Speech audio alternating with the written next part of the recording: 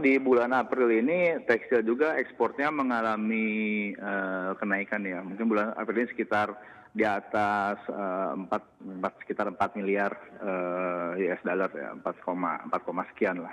Jadi memang kita ada merasakan ada kenaikan di 4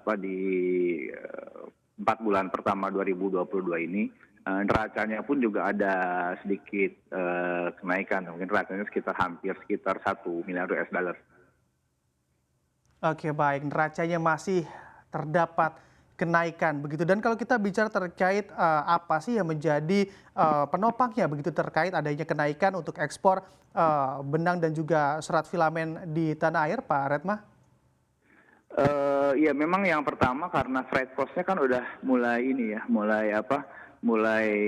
kalau pulih normal sih belum, tapi udah mulai turun ya. Harga freight cost sudah mulai turun juga, demand dunia juga sudah mulai bagus ya, yang untuk terkait COVID kemarin kan udah hampir hilang gitu ya. Jadi demand-nya juga sudah mulai naik.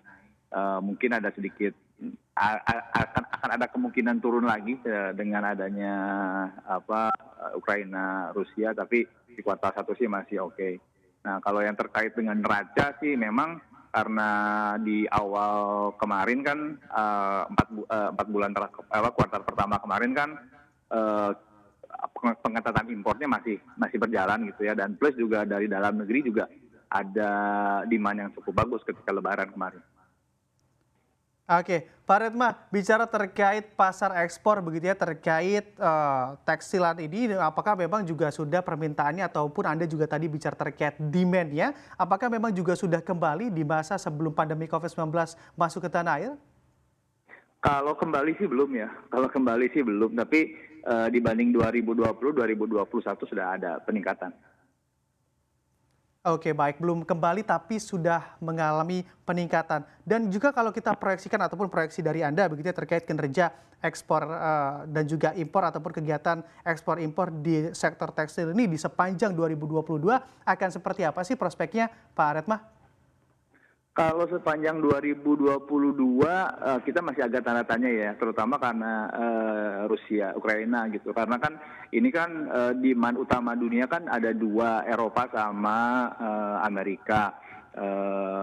Jepang juga, Eropa, Amerika, Jepang. Kalau Eropa tentu akan terkait karena kemarin kan ini kondisinya kalau kita lihat tekanan ekonomi yang di Eropa karena harga gasnya kemungkinan juga naik, apalagi ini udah mau masuk musim dingin, harga gas naik, tentu demand-nya juga akan sedikit slow gitu, karena mereka kan akan mengutamakan dulu gas gitu ya di sana untuk proteksi musim dingin. Jadi mungkin akan sedikit slow gitu. Tapi kalau di Amerika sih saya kira masih oke ya, pemulihan ekonomi di sana juga masih oke, Jepang juga masih oke.